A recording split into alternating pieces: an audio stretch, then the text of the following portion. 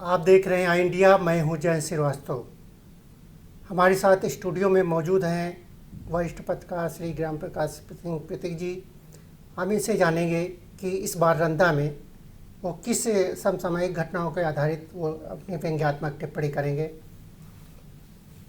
रंदा में हर बार की तरह है राजनीति, सामाजिक और विभिन्न पहलुओं पर रंदा व्यंग्यात्मक चोट करता है, इस बार भी करेगा।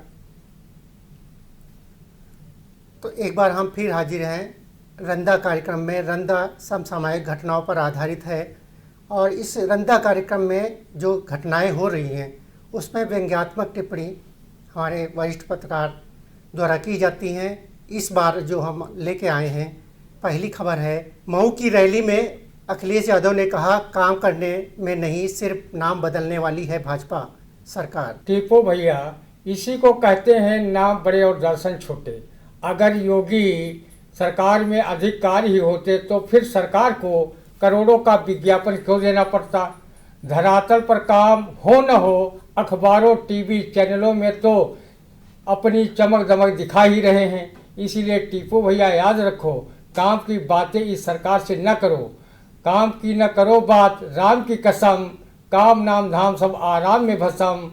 रही बात नाम बदलने की, तो नाम बदलने से स्थिति परिस्थिति नहीं बदल जाती। जैसे छेदालाल को चाहे सुराख अली, चाहे मिस्टर होल, सरदार गड्ढा सिंह कहें, सबका अर्थ तो छेदालाल ही हुआ।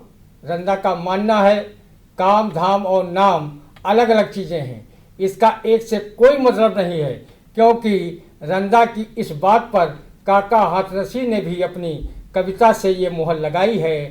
पूंछ ना आधी इंच भर कहलाते हनुमान, मिले ना अर्जुन लाल के घर में तीर कमान। घर में तीर कमान प्रभु की देखो लेखा, स्वर्ण सिंह के हाथ कड़ा लोहे का देखा। कह काका कविराय आंकड़े बिल्कुल सच्चे, बालक राम ब्रह्मचारी के 12 बच्चे। अगली खबर है राष्ट्रीय एकता कुश्ती प्रतियोगिता में रोमांचक रहा महिला पहलवानों का मुकाबला। इस खबर पर रंदा की क्या टिप्पणी है? मुकाबला रोमांचक बनाने वाली महिला पहलवानों को रंदा का शाबाशी भरा शुक्रिया। रंदा कभी गुलाबों सिताबों को आपस में लड़ते हुए देखा करता था और उन्हें लड़ाने वाला कलाकार शाबाशी बस ये गाता रहता था। एक अचंभा मैंने देखा, डोली चढ़ी जाए, डोली पर से गिर पड़ी तो लात घूसा खाए। गुलाबों खूब लड़ेंगी, सिताबों खूब लड़ेंगी। महिलाएं कुश्ती लड़े और दर्शकों को रोमांचक न लगे, ये भला कैसे हो सकता है। वैसे लड़कियां हर क्षेत्र में कीर्तिमान स्थापित कर रही हैं और देश और समाज का नाम रोशन कर रही हैं। रंदा नई पीढ़ी से अपील करता है कि वो भी महिलाओं की तरह कुश्ती के दंगल में उतरे और रोमांच पैदा करने के लिए स्वस्थ जीवन बिताए और आप और इन काव्य पंक्ति को सार्थक करें। मिट जाता आलस्य बदन में आती चुस्ती, सब रोगों का एकमात्र औषध है कुश्ती। अगली जो खबर है वो ये है कि शिवपाल यादव ने कहा कि भाजपा की गलत नीतियों से देश में भुखमरी बढ़ी है। इस पर रंदा की क्या व्यंग्यात्मक टिप्पणी है? अभी तो सत्ता की गद्दी से उतरे पूरे 5 साल भी नहीं हुए और भूखे लोग दिखाई देने लगे। तुम्हारी सरकार में क्या रंदा सरीखे भुक्खड़ लोग मालपुआ उड़ा रहे थे? राजनीतिज्ञों को शिवपाल जी, जनता की भूख नहीं बस कुर्सी की भूख सवार रहती है। योगी मोदी तो 5 किलो राशन फ्री फोकट में पापी पेट का सवाल है वाले लोगों को हर माह बंटवा रहे हैं ताकि उनकी भूख शांत हो। रहीम दास ने भी पापी पेट के लिए कहा है कि रहीमन बोले पेट से क्यों न भये तुम पीठ, भूखे मान बिगाड़ो भरे बिगाड़ो जीठ। अगली रंदा की जो टिप्पणी आने वाली है वो है चीन आक्रामक नया कानून बना दिया, एमएलसी पर दी सेना की खुली छूट। इस पर रंदा की क्या टिप्पणी है? मोदी जी, चीन की तरह आप सेना को खुली छूट दे न दें, लेकिन चीनी लोगों को भगाने के लिए रंदा को जरूर खुली छूट दे दें।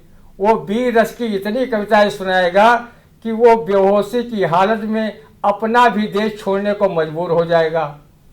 जहाँ रंदा ने सुनाया, हम भारत के वीर चीन के बौना का लड़ी हैं, सुअर के छौना का लड़ी हैं, ये सुनकर उनकी रूह फना हो जाएगी और गधे की सींग की जैसे गायब हो जाएंगे। भारतीय सैनिकों को चीनियों को शरबत बनाने की जरूरत नहीं पड़ेगी। जहां रंदा ने ये सुनाया, भारत के हम सिपाही दबकर नहीं रहेंगे, इन दुष्ट चीनियों को लड़कर खदेड़ देंगे। ये रामकृष्ण गौतम गांधी की जन्म धरती, मिट्टी यहाँ की सोना चांदी से होड़ करती। हम दुश्मनों को भाई 1 इंच नहीं देंगे, भारत के हम सिपाही दबकर नहीं रहेंगे। नेता सुभाष जी की ये जन्मभूमि आली, राइफल लिए डटे हैं पंजाबी और बंगाली। राणा प्रताप वंशज और राजपूत दौड़े, सिख और मराठे सीने हैं जिनके चौड़े। बीजिंग तक तुम्हारा पीछा नहीं छोड़ेंगे, इन दुष्ट चीनियों को लड़कर खदेड़ देंगे। भारत के हम सिपाही दबकर नहीं रहेंगे। अगली जो खबर आ रही है, रंदा की टिप्पणी आएगी। वह अखिल भारतीय क्षत्रिय महासभा के जिलाध्यक्ष सुनील सिंह ने कहा कि बहुत से क्षत्रिय समाज के लोग कार्यक्रम में लाख बुलाने पर भी नहीं आते हैं। सुनील भाई, आप चतुरों की तरह चिंता न करें, बस मुन्ना भाई की तरह लगे रहें। जिन्हें महाराणा प्रताप का आदर्श जीवन, वीरता, देश प्रेम, स्वाभिमान प्रेरित करेगा, वो लोग महाराणा प्रताप पार्क में होने वाले कार्यक्रम में अवश्य आएंगे। और जो जोधाबाई के भाई राजा मान सिंह वह महाराणा प्रताप का द्रोही भाई शक्ति सिंह को अपना आदर्श मानते हैं, वो भला महाराणा प्रताप में क्या करने आएंगे।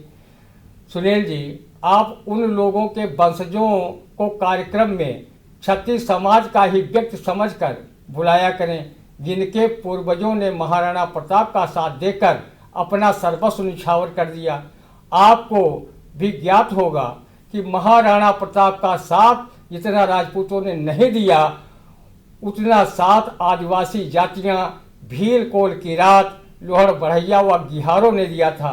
वैसे क्षत्रिय सिर्फ जात नहीं अपितु एक छात्र धर्म भी है। इसके 12 सिद्धांत हैं। जब चित्तौड़ का किला हाथ से निकल जाने पर महाराणा प्रताप चिंतित नहीं हुए और वो युद्ध को ही अपना धर्म में जुटे रहे, धर्म समझकर युद्ध में ही जुटे रहे। महाराणा प्रताप ने कहा था, एक दुर्ग चित्तौड़ हाथ से निकल गया तो क्या है, अभी पास मेरे गर्व करने को बहुत बचा है। अगली जो खबर आ रही है, रंदा की टिप्पणी आएगी। वो कुतुबनगर में कथावाचक श्याम जी महाराज ने कहा कि माँ बाप के चरणों में ही स्वर्ग है। इस पर रंदा की क्या टिप्पणी। श्याम जी, आपकी ये सीख उन कलयुगी पुत्रों का दिल अवश्य दुखा गई होगी, जो अपने माँ बाप को नरक समझकर या तो घर से निकाल देते हैं या फिर उन्हें वृद्धाश्रम में कुड़कुड़ कर जीने मरने के लिए छोड़ देते हैं। रंदा आपकी बातों से सहमत है और वो जानता है कि दुनिया में माता, पिता, गुरु 3 ही जीवंत देवता होते हैं। बाकी 33 कोटि देवता प्राण प्रतिष्ठित होते हैं। रंदा आपके कथनानुसार जब माता पिता के पैर छूता है तो उसे उनके चरणों में स्वर्ग दिखाई देता है। रंदा का मन करता है वो अपने आचरणों के साथ उनके चरणों में स्वर्गवासी होने का फल प्राप्त कर ले। अगली जो रंदा की टिप्पणी आ रही है, महमूदाबाद के कवि सम्मेलन में कुर्सी विधायक साकेंद्र वर्मा ने कहा कि कवि समाज का युग दृष्टा होता है। विधायक जी, लगता है कि कवियों ने आपकी तूती से लेकर जूती तक की साल में खूब कसीदे गढ़े होंगे, नहीं तो नेता की कौन कहे। कवि को देखते ही लोग वैसे ही दूर खिसकने लगते हैं जैसे आपने किसी को कवि नहीं कवि के रूप में कोई एड्स रोगी बनाया हो। रंदा तो कविता सुनाने के लिए हमेशा डीएम से आग्नेय अस्त्र का लाइसेंस मांगा करता है कि लाइसेंस मिल जाए तो 4 लोगों को डरा धमका कर अपनी कविता उनके कान में घुसेड़ने में कामयाब हो जाए। गोदी मीडिया की तरह गोदी कवियों की भी बाढ़ है। वो सत्ताई नेताओं को कविता से खुश करके अपना निशाना उत्तर प्रदेश हिंदी संस्थान से मिलने वाले पुरस्कारों पर लगाए रखते हैं। कवि धर्म निभाना है तो शिक्षक व कवि झनकाना शुक्ला की इस कविता को आत्मसात करना आवश्यक है। कवि ठोंकी के छाती लिखो कविता, सच से मुख प्यारे चुराना नहीं। लिखना न कभी तुम सत्य की बात, मिथ्या की बात बताना नहीं। जिसका कोई पावन लक्ष्य न हो, उस काव्य के तीर चलाना नहीं। चाहे गोली के दाग हजारों लगे, कविताई में दाग लगाना नहीं। अगली खबर आ रही है, रंदा की टिप्पणी जो आने वाली है वो बनगढ़ महंत संतोष दास ने पंचायती धर्मशाला में कहा कि गोबर से बनी वस्तुओं का करें इस्तेमाल। इस पर रंदा की क्या टिप्पणी? महंत संतोष दास जी, रंदा इतना बड़ा ना तो पारखी है और ना ही गोबर की पहचान करने वाला कोई यंत्र ही रखता है। अमुक गोबर से बनी वस्तु गाय के गोबर से ही बनी है। कहीं मुनाफे के चक्कर में मिलावटखोरों ने वस्तुएं बनाने में प्रयुक्त गाय के गोबर में भैंस, सुअर या मानव द्वारा उत्सर्जित गोबर मिला दिया तो रंदा के पास वस्तुएं खरीदने के बाद पछताने और सिर धुनने के सिवा और कोई चारा नहीं रहेगा। अगली जो रंदा की टिप्पणी आ रही है उसमें जो पहली खबर है, अमित शाह ने कहा कि मोदी आज़ाद भारत के सबसे सफल प्रधानमंत्री हैं। शाह जी, आपकी बात सुनकर रंदा मोगंबों की तरह खुश हुआ। जिस तरह मोदी जी की तारीफ आपने की है, ऐसे तारीफ अगर कोई रंदा की ऐरा गैरा कर देता तो लोग यही कहते घूमते कि नोखे कहाँ झरोखे परख हैं।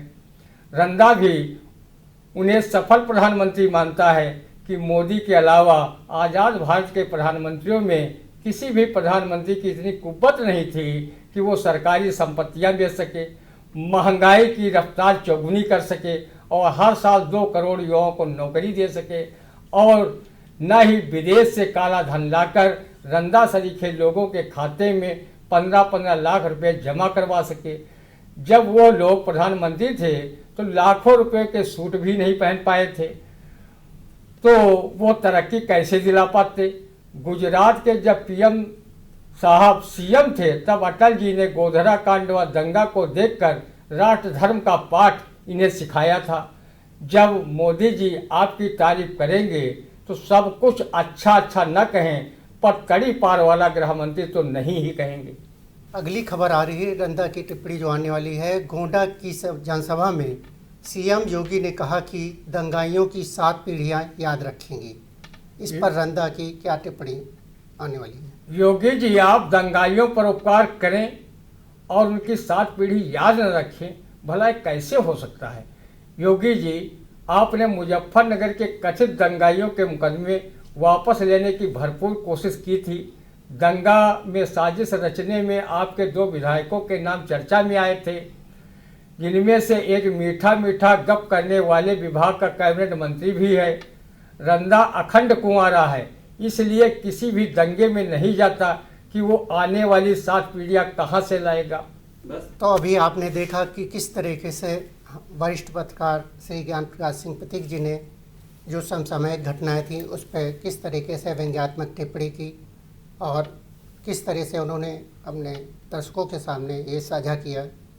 अब नए अंक में हम फिर एक बार मिलेंगे, तब तक के लिए हमें इजाज़त दीजिए। नमस्कार।